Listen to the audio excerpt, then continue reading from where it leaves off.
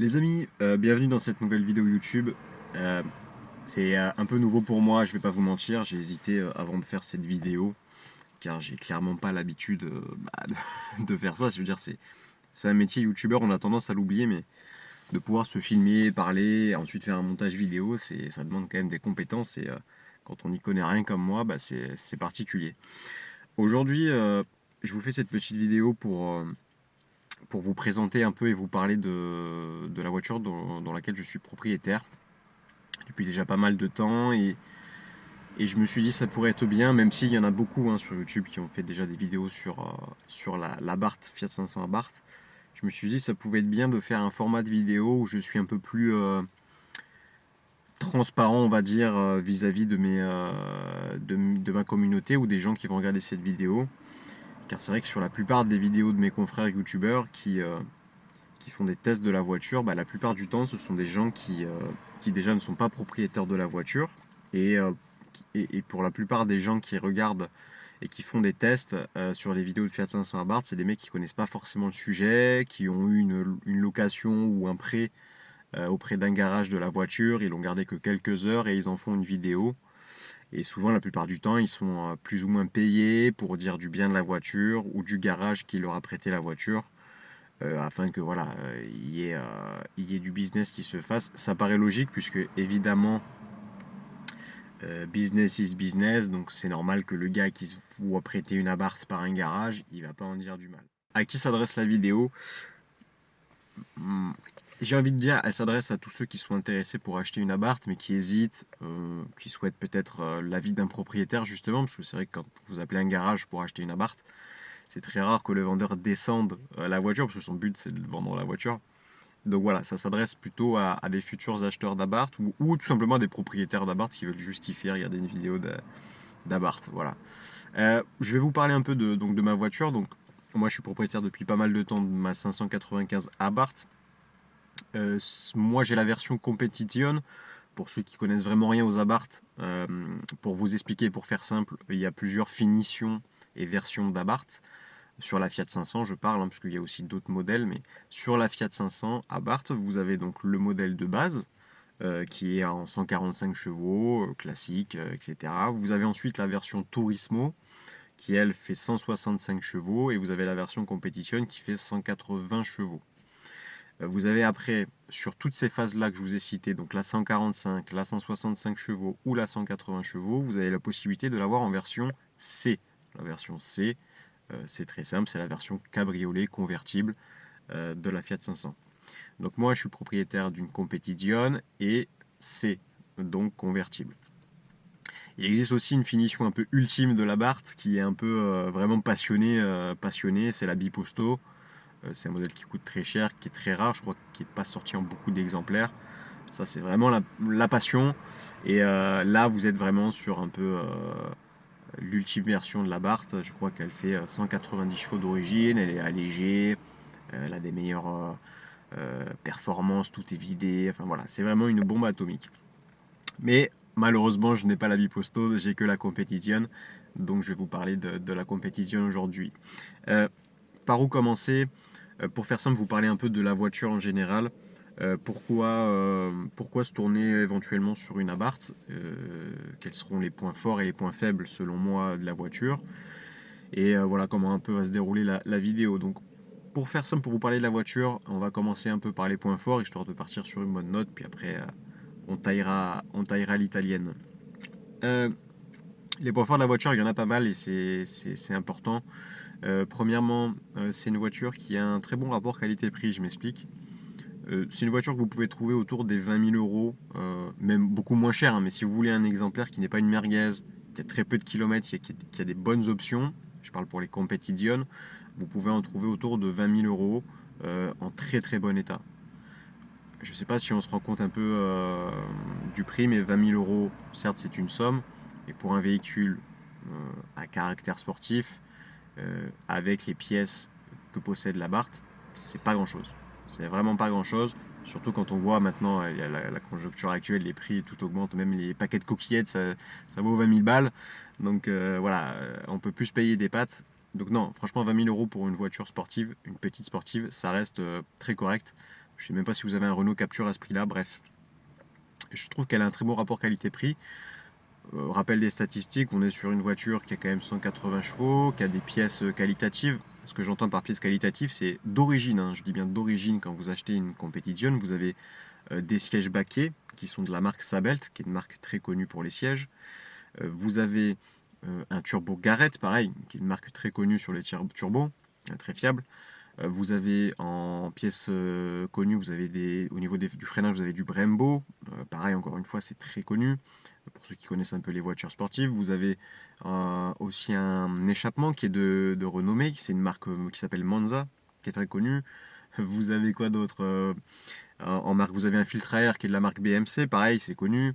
Vous avez des amortisseurs qui sont de la marque Koni. Enfin bref, vous n'avez pas des pièces Fiat, vous avez des pièces un peu de droite qui viennent de différentes marques du monde automobile et sportif. Et donc ça fait plaisir. Vous n'avez pas des freins Fiat, vous n'avez pas des sièges Fiat, vous n'avez pas un turbo Fiat. Voilà, vous avez vraiment des pièces qui viennent de marques connues qui ont fait leurs preuves. Ça, c'est le premier point. Vous avez également pour 20 000 euros un moteur qui est péchu, qui marche très bien. Beaucoup pensent, ou du moins se font l'idée que 180 chevaux, bah, ça avance pas, c'est un peu de la merde. Et c'est vrai que sur le papier, c'est un peu de la merde d'avoir 180 chevaux. Je veux dire, quand je compare avec les autres voitures que j'ai eues avant, j'ai eu des voitures très basiques, très classiques. La plupart faisaient à peu près cette puissance-là. Sauf que là, en fait, on m'est ramené sur un plaisir avec 180 chevaux parce que la voiture est légère.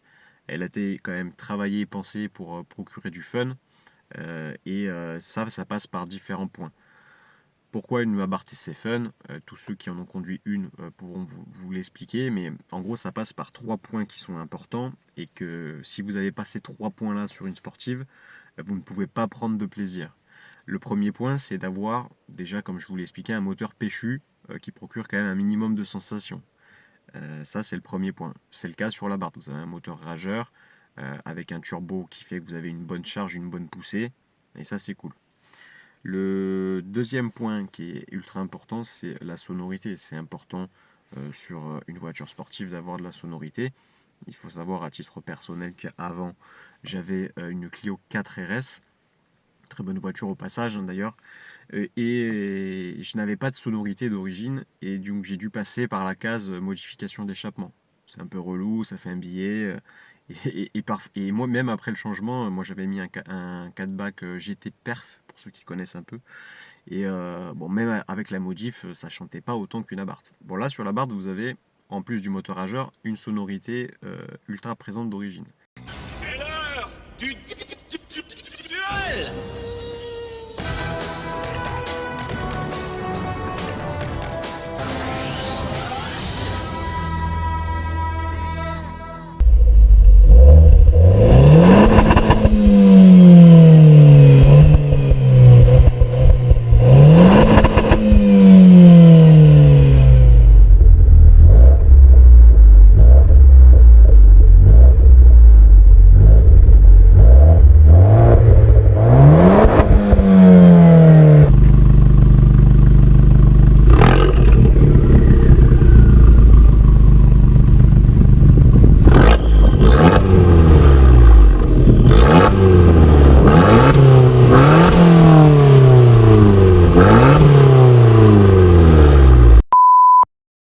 Ça, c'est le deuxième point qui fait que c'est ultra fun. Et le troisième point, troisième critère qui est important pour avoir du fun sur une sportive, bah, c'est forcément le poids. Vous avez une voiture qui fait 500 chevaux, je vous donne cette info-là, mais ensuite je vous rajoute, ouais, par contre elle fait 3 tonnes 5. Vous me dites, ouais, c'est de la merde, évidemment. Donc à l'inverse, je vous dis, j'ai 180 chevaux, mais la voiture fait à peine une tonne. Bon, là vous dites, bon, c'est rigolo, et c'est le cas sur la Barth. On a un beau bruit, on a un moteur rageur et on a un poids très léger, ce qui fait qu'on a les trois facteurs qui font qu'on a du fun au volant de cette Abarth. Donc voilà, ça c'était pour la partie, on va dire, point positif de la voiture. Maintenant, je vais vous parler un peu des aspects négatifs. Les aspects négatifs de la voiture, malheureusement, il y en a. Après, j'ai envie de vous dire, il y en a sur toutes les voitures. Mais sur la Barth, il y en a quand même pas mal. Par où commencer? Tout d'abord, bah, on va parler un peu du confort, l'aspect confort de la voiture. Alors, Je vois déjà un peu dans les commentaires, oui, mais c'est normal, t'achètes une voiture sportive, ça va pas être confortable. Ça, je peux l'entendre et je vous l'accorde. Mais un minimum. Là, la Barth, c'est un bout de bois, je sais pas comment décrire ça, ouais, c'est une planche. C'est une planche et c'est dommage puisque je pense qu'Abarth aurait pu trouver un compromis entre une bonne suspension ferme et un minimum de confort. Là, on a de la fermeté, on a de la sportivité au niveau de la suspension, c'est ferme, mais c'est tape-cul et c'est pas confortable du tout. Je veux dire, si vous roulez sur des routes un peu abîmées comme c'est le cas vers chez moi, ou des routes où il y a des pavés, des dodanes, vous allez très vite être cassé en deux. Surtout qu'en fait les sièges Sabelt qui sont baqués sont fermes, donc rajoute en plus des suspensions qui sont fermes de la fermeté. Et ouais, ça peut être compliqué à la longue, il faut un bon ostéo. Surtout que moi, bon, c'est un véhicule que j'utilise essentiellement le week-end. Et hop, une petite abeille dans la voiture qui rentre. Je vous disais, ouais, surtout si c'est un véhicule week-end un peu comme moi. Moi, je sors beaucoup le week-end, comme c'est un convertible, bah, je décapote un peu. Je suis dans une région dans le sud où il fait beau. Je sors avec madame, ma compagne. Et c'est vrai que bon, ma compagne, elle ne conduit pas, elle kiffe la voiture, mais si vous voulez, bah, comme elle n'est pas confortable la voiture, bah, au bout d'une heure ou deux de voiture, même en se baladant tranquille, cheveux au vent dans le cabriolet, elle a très vite mal au dos et du coup il faut s'arrêter au bout d'une heure, 2 heures pour sortir un peu, se lever, marcher, boire un coup quoi. Et ça ça peut être chiant à la longue où je me mets à la place des futurs acheteurs qui souhaitent acheter une Abarth et qui vont la rouler au quotidien. Ça c'est une info à prendre en compte. C'est pour moi un point négatif, c'est pas confortable et c'est important que vous le sachiez. Un autre point négatif de la voiture, c'est... Alors, je ne vais pas parler de consommation, je vais parler de capacité de réservoir. Forcément, vous vous en doutez, c'est une voiture qui consomme. C'est une voiture dite sportive. Dites-vous, voilà, on est dans la consommation, donc je vais vous donner des chiffres. Moi, je n'arrive pas à faire moins de 7,5 litres au 100, c'est pas possible. J'ai beau essayer de rouler comme un papy, de faire des tests. Vous savez, on fait tous un peu cet essai là, une fois qu'on a fait le plein. Allez, sur ce plein là, j'essaye de faire le record d'autonomie. Donc on roule vraiment en mode éco, tout ça et tout, jusqu'à la réserve. Ouais, même en faisant ça, j'arrive pas à passer en dessous des 7,5 litres au 100. Donc ouais, ça consomme. Et je vous explique même pas quand vous tapez dedans. Bon, vous êtes largement au-dessus des 10 litres, 11 litres au 100. Voilà, ça consomme. Mais c'est pas ça que je lui reproche. Ce que je lui reproche, c'est l'autonomie, la capacité du réservoir. Les amis, on est sur une base de Fiat 500 et on a un réservoir qui fait 35 litres. Donc 35 litres, c'est pas beaucoup, surtout sur une voiture. Autant vous dire qu'au niveau de l'autonomie, vous allez faire 400 km avec le plein. Et enfin, moi, pour ma part, c'est ce que je fais. Et 400 km, c'est pas beaucoup. On passe énormément de temps à la pompe à essence. Et c'est chiant parce que des fois, il y a du monde à la pompe. Donc voilà, il faut s'arrêter, on fait le plein. Et ça, toutes les 400 km. Donc ça aussi, c'est une info à prendre en compte. Et pour moi, je le mets dans les points négatifs de la voiture. Il manque, selon moi, 5 à 10 litres d'autonomie. Pour vous dire, j'ai un collègue qui a une BMGS Adventure. Donc c'est un trail de chez BMW, c'est une moto. Et il a 30 litres de réservoir. Donc... autant vous dire qu'à 5 litres près, il a le réservoir d'une Abarth sur une moto. Bref, on passe à un autre point négatif de la voiture. Autre point négatif de l'Abarth, bah forcément, ça va être tout ce qui est, comment dire, tout ce qui est relatif à la qualité, on va dire, intérieure, les finitions. Je ne sais pas si les italiennes de base sont réputées pour être bien finies. Mais sur la Barth, c'est vrai que niveau finition, on n'y est pas trop. J'ai envie de vous dire, ça va avec le prix de la voiture. Même si de neuf, je pense que le catalogue, le modèle que j'ai sortait autour des 30-31 000 euros. Ce qui est quand même une somme. Mais c'est vrai qu'au niveau des finitions, on n'y est pas trop et on peut être un peu déçu. Bah, ce que j'entends par les finitions, c'est forcément la qualité un peu des plastiques utilisés. C'est vraiment les plastiques, vous savez, cheap. Je pense qu'on peut pas trouver un plastique plus cheap que sur une Abarth. Voilà, c'est pas très qualitatif. Même les petits boutons, vous voyez, je vois les boutons de fenêtre, les poignées de porte, tout ça. C'est pas moche, hein, attention, c'est pas moche, mais on voit que c'est pas très qualitatif. Ça, pour moi, ça peut être problématique pour certains, et c'est pour ça que je le mets dans les points négatifs. puisque je sais qu'il y a certaines personnes qui aiment acheter une voiture et en avoir pour leur argent et surtout avoir des trucs qualitatifs, surtout sur un modèle un peu sportif, on aime bien voilà, que ça soit bien soigné, bien propre. Bah, l'intérieur, mis à part deux éléments que je vous montrerai peut-être après, ou on en parlera après, mis à part bah, le volant qui est très bien fini pour ma part, on a du cuir, un petit peu du carbone et de l'alcantara. Et vous savez, la casquette qui vient au-dessus du compteur, qui elle aussi est en alcantara, mis à part ces deux éléments-là, le reste est vraiment pas très qualitatif. Et c'est dommage. C'est dommage parce que je pense qu'il manque pas grand-chose pour que l'intérieur d'une Abarth soit vraiment top.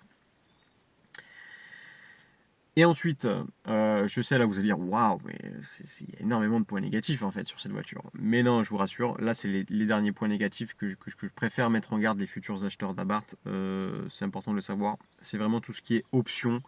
Moi je pars du principe que quand on achète une voiture, alors la mienne est de 2017 hein, d'Abarth. Donc en 2017, c'est pas 2023, mais en 2017 c'était pas non plus le Moyen-Âge. Mais on n'a pas des options qui sont pour moi indispensables sur une voiture. On n'a pas par exemple de régulateur de vitesse. Donc quand vous faites de l'autoroute, bah, c'est tout à la pédale et au pied. C'est chiant, surtout que je pense que ça coûtait rien de le mettre. Hein. On le retrouve sur des Fiat 500 classiques, donc pourquoi ne pas le mettre Fiat sur une Fiat Abarth? Expliquez-moi. Une copine qui a une Fiat 500 69 chevaux et sans celle-là, et sur une Abarth on l'a pas. Je comprends pas. Autre option dans le même délire, bah, on n'a pas de tout ce qui est réglage automatique, c'est-à-dire les feux. Les feux ne s'allument pas automatiquement. Les essuie-glaces ne s'allument pas automatiquement. Voilà, c'est des petits détails, des petites options qui manquent. Pareil, j'ai un écran, vous savez, j'ai un écran à l'intérieur, etc., qui est sympa. On a un bon son d'ailleurs, hein. Moi j'ai l'option Beats. La sono est cool, l'écran est cool. On a le GPS, les radios, tout ça et tout, l'Uconnect, mais on n'a pas l'Apple CarPlay. Alors en 2017, il me semble que ça existait, donc voilà, c'est des petits détails. Alors après, peut-être qu'il faut que je fasse une mise à jour, un truc. C'est vrai que je me suis pas renseigné. Puis comme je vous disais, moi, comme j'utilise que le week-end, Waze, je le fous quasiment jamais. Mais bon, voilà, c'est des petits détails qui peuvent être gênants. Et je pense que c'est important de le savoir. Voilà, tous ces éléments-là font partie des points négatifs de la voiture. Je vais vous faire une espèce de petite synthèse sur bah, pourquoi, selon moi, il faut en acheter une. Pourquoi il faut acheter une Abarth, les amis? C'est très simple. Comme je vous le disais, rapport poids-puissance, très intéressant. Le prix, encore intéressant, je dis encore, parce qu'on ne sait pas comment va évoluer le marché. Hein. C'est vrai qu'il y a beaucoup de spéculation autour du marché de l'automobile, surtout depuis que on sait que les constructeurs maintenant doivent petit à petit supprimer les véhicules thermiques de leurs concessions et partir sur l'électrique pour faire la transition. C'est vrai que pour l'instant c'est encore accessible, comme je vous le disais, pour 20 000 euros vous avez un très beau modèle avec très peu de kilomètres. Et vous pouvez même en trouver entre 10 et 15 000. Hein. Je veux dire, il y a vraiment tous les budgets. Donc c'est vraiment pas grand chose. Ça, c'est aussi un point positif de pourquoi il faut acheter une Abarth, c'est que vous pouvez avoir un très bon rapport qualité-prix. Et surtout, comme je vous le disais, c'est la voiture qui, selon moi, sur les petites sportives, génère le plus de sensations de fun à son volant. Si je dois comparer par exemple le plaisir de conduite de l'Abarth et de la Clio 4 RS, bah il n'y a pas match quoi. Je veux dire, la Clio 4 RS est limite ennuyante, limite chiante par rapport à l'Abarth. Pour les éléments justement que je vous ai cités juste avant, sur la Clio 4 RS on n'a pas de bruit, on a un poids qui est quand même un peu plus important, on a une voiture aussi qui est plus longue, plus lourde, qui est aussi en boîte automatique. Là moi personnellement je suis sur une boîte mécanique, ça aussi je pense que ça joue aussi sur le plaisir. On n'a aussi pas de cabriolet sur une Clio 4 RS, ça n'existe pas en version cabriolet. Le cabriolet, c'est vrai que j'ai pas plus insisté que ça sur le cabriolet, mais le cabriolet, mais c'est incroyable les amis. En fait, quand vous décapotez, vous entendez le bruit du moteur qui est beaucoup plus impressionnant, la sonorité, l'échappement, etc. Vous ressentez les odeurs, le vent, un peu une sensation un peu d'être en moto, et ça c'est vraiment cool et c'est clairement sous-coté le cabriolet sur les sportifs. Sur les sportifs, pardon. Je pense que c'est vraiment une option à prendre. Et d'ailleurs, ça aussi, ça vient mettre des points positifs et des points en plus sur l'Abarth. C'est vrai que si on regarde ses concurrentes, bon déjà, elle n'a pas vraiment de concurrente dans son gabarit, puisque c'est une petite citadine. Hein. À part une Twingo, ah si, il y a une Suzuki Swift qui peut éventuellement être la concurrente de l'Abarth. Il n'y a pas vraiment de concurrentes. On passe tout de suite sur la gamme un peu au-dessus, style les Clio, les Peugeot 208, les trucs comme ça, quoi. Et même en partant dans cette catégorie au-dessus, il n'y a pas vraiment de proposition en cabriolet. Il me semble qu'il y a Mini Cooper qui propose des cabriolets sur les petites sportives. Et sinon, Abarth, hein, il n'y a pas. Sur une Golf, vous n'avez pas de. Si, il y a le toit ouvrant. Sur les Clio RS, il n'y a pas. Sur les 208, il n'y a pas. Il n'y a pas de version cabriolet. Et ça, franchement, gros point positif. Je vous dis, les amis, si vous avez la possibilité d'acheter une Abarth, prenez-la en cabriolet, vous ne regretterez absolument pas. Voilà un peu pour la synthèse. J'espère que ce format de vidéo vous a plu. C'est un peu blabla, un peu face cam. Je l'ai tourné dans la Barthe, hein, pour vous montrer un peu voilà, le fond de la vidéo, le making of comme on dit. Je vous demanderai d'être un peu tolérant avec moi vis-à-vis de ma première vidéo comme ça facecam. Je sais que le YouTube game, l'espace commentaire, souvent c'est un défouloir pour certains, mais je vous demanderai d'être respectueux. N'hésitez pas surtout à débattre, échanger positivement dans l'espace commentaire. S'il y a des propriétaires d'Abarth aussi qui veulent mettre leurs points positifs et négatifs selon eux, n'hésitez pas à le mettre en commentaire, ça pourra servir à d'autres. Et puis je vous referai probablement si cette vidéo-là a eu un intérêt et a eu un certain succès. Alors n'hésitez pas à laisser un commentaire et surtout un pouce pour me dire si ça vous plaît ce genre de vidéo ou pas.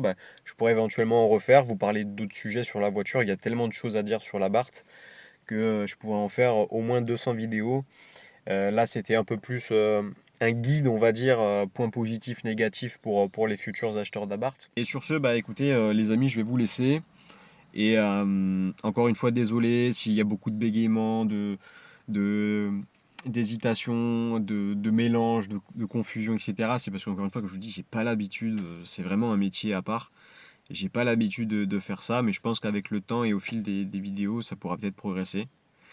Sur ce, n'hésitez pas, si vous avez des questions aussi, mettez-les en commentaire. Et je vous dis peut-être à bientôt sur le YouTube Game, comme on dit. Et puis ouais, je vous montre quand même ma tête sans lunettes. On sait jamais, si vous me croisez à Auchan ou à Carrefour, n'hésitez pas, vous me faites un coucou, vous me dites hey, tu es le gars qui a fait une vidéo sur la Barthe, voilà. Sur ce les amis, ciao et je vous dis à bientôt.